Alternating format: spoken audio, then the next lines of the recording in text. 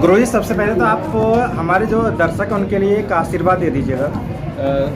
आपके यूट्यूबर्स जितने भी हैं, जितने व्यूवर्स हैं आपके, और जितने भी देश विदेश में श्याम भक्त हैं, सनातन प्रेमी हैं, उन सभी के लिए मनोना धाम की ओर से, मेरी ओर से बहुत बहुत शुभकामनाएं। उनके चेहरे पर मुस्कान रहे, उनके घर में खुशियाँ रहें और ईश्वर की कृपा उन पर बरसती रहे।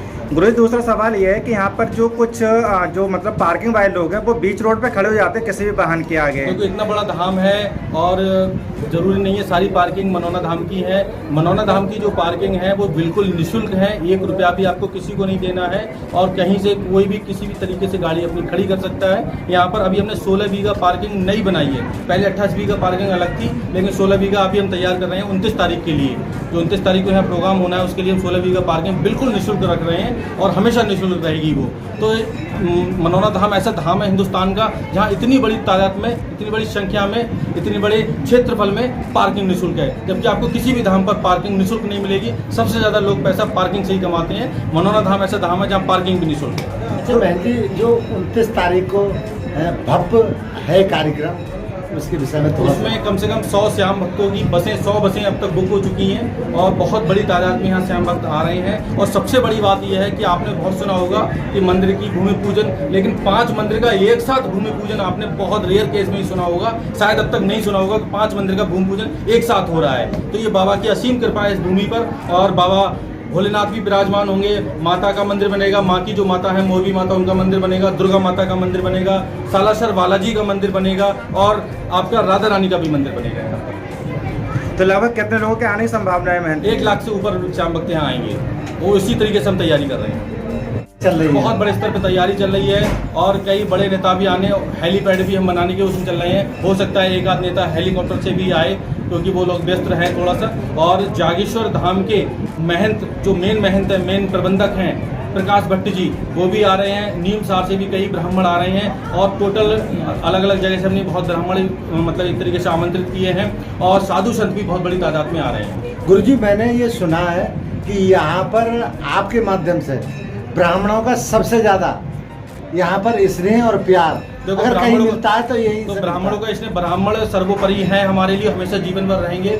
और सबसे मेन चीज़ है, ब्राह्मण ने बहुत त्याग किया है। आपने देखा होगा कि किसी की शादी होती है तो आप वहाँ पर आप बैंड बाजे वाले के लिए आप तुरंत 50,000 रुपये दे देते हो और आप दूसरे कहते हैं और जो कोई फूल वाले आते हैं उनको पैसे दे देते हो, लेकिन ब्राह्मण को देने में लोग बहुत सच्चाते हैं। जबकि ब्राह्मण अपना सब कुछ इतना पढ़ाई करने के बाद में, इतना सब शास्त्री करने के बाद में, उसके बाद आपके लिए दुआ कर रहा है, ईश्वर से आपके लिए दुआ कर रहा है, उसको आप 1100 रुपये देने में भी झिझकते हो। तो ब्राह्मणों का सम्मान करना चाहिए, ब्राह्मण आपके लिए दुआ करते हैं।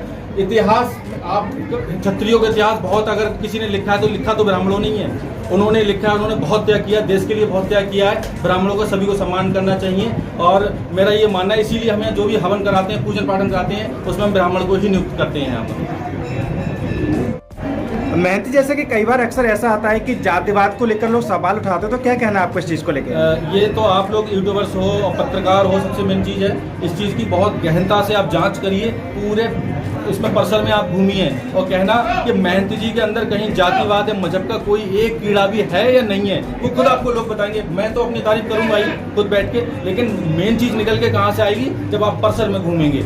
यहाँ किसी भी व्यक्ति से जाति नहीं पूछी जाती है, यहाँ किसी भी व्यक्ति से मजहब नहीं पूछा जाता है। यहाँ बुर्का पहन के भी लोग मत्था टेक रहे हैं, यहाँ पगड़ी बांध के भी यहाँ सरदार लोग आ रहे हैं, यहाँ ईसाई आ रहे हैं, बौद्धिस्ट आ रहे हैं, यहाँ सब आ रहे हैं। ईश्वर सबका है, जो श्याम बाबा हैं वो सबके हैं, मनोना धाम सबका है, किसी एक का नहीं है। इसीलिए यहाँ पर हमने अपने नाम के आगे से भी सरनेम हटा दिया है। आपने हमारा नाम देखा होगा, उसमें सरनेम नहीं है, ओमेंद्र के आगे महाराज है सीधा।